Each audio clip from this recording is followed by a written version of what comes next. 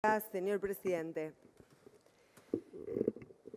Quiero plantear, en primer lugar, que no podemos que estar de acuerdo con los lineamientos generales de este proyecto de ley. Lineamientos generales que tienen que ver con la importancia de las compras públicas para el desarrollo productivo y la capacidad de compra e inversión de los estados para el desarrollo de sectores estratégicos de la economía. Sabemos perfectamente que los países que integran la OCDE tienen en cuenta a la hora de usar este poder de compra del Estado una cuestión central, que es la de aportar a la estructura económica de sus países y que la compra de bienes y servicios de carácter nacional representan alrededor del 13% del Producto Bruto. También quiero señalar la importancia del desarrollo de la matriz productiva local, la necesidad también de desarrollar proveedores locales, tal como planteaba la miembro informante por el oficialismo, que era necesaria la modificación de la cuantía del margen de preferencia en cuanto al contenido nacional para promover la participación de los proveedores nacionales y también este acuerdo de cooperación productiva que se da para el caso de que los proveedores sean proveedores extranjeros, pero que también ayuden con la transferencia tecnológica a aquellos sectores de la economía nacional que verdaderamente tenemos que desarrollar. Pero también me veo en la obligación de plantear que esta ley resulta insuficiente y que si bien ha sido corregida en la Cámara de Diputados de la Nación respecto del proyecto de ley que había presentado el Poder Ejecutivo Nacional, tiene algunas características que la igualan a lo que ha significado la Ley de Financiamiento Productivo, la Ley de Defensa de la Competencia que se acaba de tratar aquí en el recinto, todas leyes que la verdad nos parecen muchas veces como meras declamaciones si no se encuadran en el marco de una política macroeconómica que defienda la industria nacional, que defienda a la pequeña y a la mediana industria. Nosotros estamos convencidos que estamos frente a un proyecto de país absolutamente desindustrializador, un modelo que reprimariza sin lugar a dudas la economía y que podemos realmente sancionar en este recinto leyes que vayan en sintonía y con las que nosotros estamos de acuerdo, pero que evidentemente quedan desfasadas en el marco de este modelo económico. Nosotros entendemos que hay un enorme retroceso porque hay datos reales de la economía, datos objetivos, que nos dan o nos dejan la conclusión de que hay un desplome absoluto del consumo interno y que por más que nosotros apostemos a que el Estado Nacional compre argentino y que tenga mayores porcentajes, el capital de mayor integración nacional a la hora de competir en licitaciones públicas, la afectación a la industria nacional, a los pequeños y medianos productores, a las economías regionales, sin lugar a dudas, es un dato de la realidad que va de la mano con la pérdida de los salarios, con los tarifazos, con la situación comprometida en que se encuentran las cooperativas, ni que hablar de las cooperativas que se encargan de llevar adelante los servicios eléctricos en el país. Yo creo que tenemos que plantear que durante nuestro gobierno quizás no hacía falta, como plantearon en su momento, yo detenidamente repasé la taquigráfica de la comisión en la que se trató este proyecto de ley y planteaban la necesidad, concretamente el secretario Etxegoyen, de una modificación de esta ley. La verdad que durante nuestro gobierno nosotros tuvimos una conducta de defensa de la industria nacional, de la pequeña y de la mediana industria, porque estábamos favoreciendo a aquellos sectores de la economía más dinámicos que generaban empleo, empleo genuino, empleo que a su vez fundamentalmente garantizaba incluso una política en materia de seguridad social con los aportes de los trabajadores activos que hoy se ven fuertemente afectados por un modelo económico que tiende sin lugar a dudas a la flexibilización laboral. De hecho, no se ha tratado aún, pero hay en este Congreso de la Nación una ley que avanza fuertemente sobre los derechos laborales de los trabajadores. Y entendemos que hay de parte del Gobierno Nacional una voluntad de integrar la OCDE, una voluntad de acatar algunas de las normativas o de las directivas que la OCDE le da a los países que quieran formar parte de ella, pero sin lugar a dudas la situación socioeconómica del país y la situación de la macroeconomía merece que nosotros hagamos un replanteo y que le señalemos también al Gobierno Nacional lo que está pasando en materia de caída del sector industrial en la República Argentina. La discusión de este proyecto se lleva a cabo en un contexto donde las políticas implementadas por el Gobierno Nacional han llevado a la caída del sector industrial, está perjudicando a las pymes porque hay una apertura indiscriminada de las importaciones. El salario de los trabajadores ha sido claramente licuado con paritarias que corren atrás de la inflación. En el mes de noviembre del año pasado vimos cómo el Gobierno Nacional modificaba sus metas inflacionarias y actualmente evidentemente tiene que modificarlas nuevamente porque la inflación acumulada de este primer trimestre está demostrando que la pauta inflacionaria que planteaba el propio Gobierno Nacional seguramente no va a ser alcanzada. Los más optimistas hablan de una inflación en el año 2018 del 20% y los menos optimistas están hablando de una inflación que trepe el 25%. De hecho, escuchamos hace pocos días las declaraciones del presidente del Banco Central, de Sturzenegger, planteando que si la inflación no baja va a aumentar nuevamente las tasas de interés, lo cual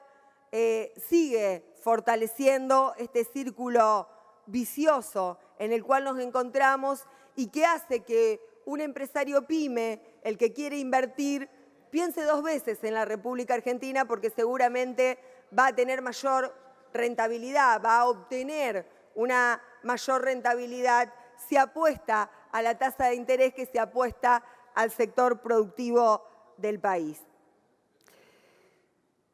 Si a esto le sumamos la deuda y la fuga de capitales que aumenta en forma permanente y el avance del sector financiero por sobre el sector productivo, estamos sin lugar a dudas frente a una tormenta perfecta. Según un estudio publicado en este mes por la Universidad Nacional de Quilmes, se advierte que al comenzar la gestión de Cambiemos en el orden nacional, se desplomó el consumo de bienes de producción con mano de obra local y subieron los volúmenes importados. Este estudio remarca que solo en el año 2017, los bienes industriales importados crecieron 9 veces más que el consumo de los bienes fabricados por empresas nacionales. Entonces, por un lado, estamos planteándole al Estado el compre nacional, pero por el otro, estamos debilitando fuertemente el consumo interno en el país y esto afecta, sin lugar a dudas, en su mayoría a las pymes. La situación se va a seguir agravando porque En el primer bimestre de este año, las cantidades de productos importados, de acuerdo a este estudio al que hacía mención, aumentaron un 26%, mientras que la producción industrial lo hizo solamente un 3,9%.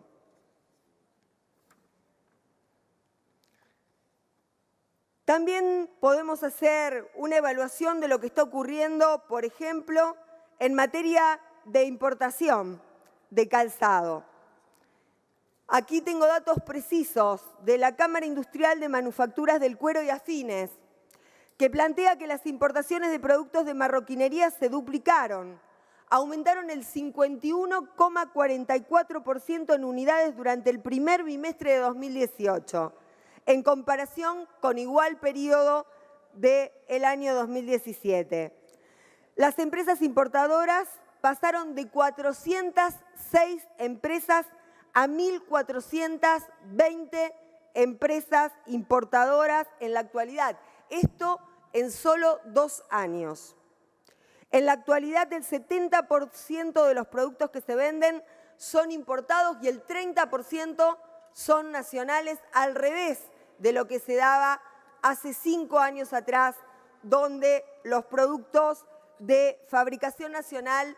llegaban a un 70%. También podemos plantear algunas otras cuestiones, como lo que ocurre con la industria en materia de maquinaria agrícola. Estamos hablando de la industria de cosechadoras, de sembradoras, de tractores. Cuando investigamos un poco respecto de esto, advertimos que el origen de la maquinaria agrícola, de la cual estoy hablando, ha tenido en el cuarto trimestre de 2017 aumentos en el caso de maquinaria importada del 61%, en el caso de cosechadoras, del 73% en el caso de tractores y del 6% en el caso de otros implementos importados. Estos datos están muy por encima de las ventas de origen nacional. Con lo cual, senadora, discúlpeme, el senador Romero creo que le pidió una interrupción, ¿no? No, después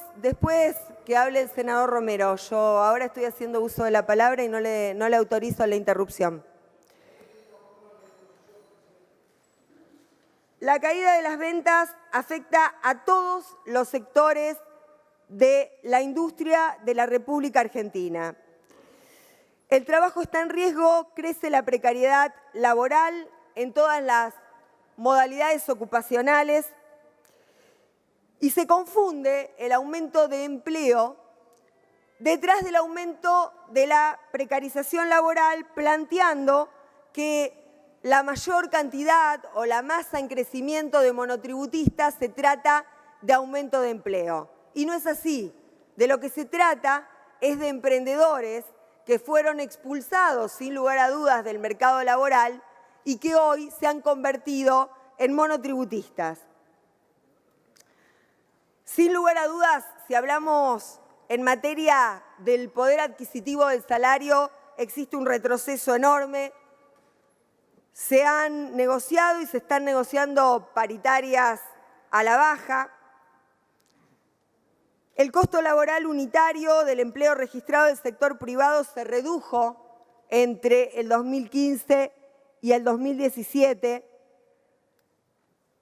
Como decía antes,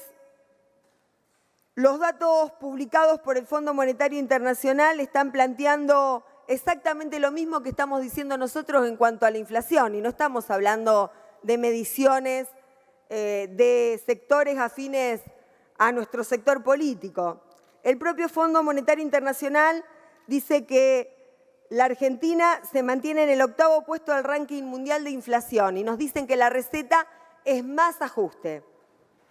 Los precios mayoristas aumentaron 1,9% en el mes de marzo y en lo que va del año trepan casi un 12%.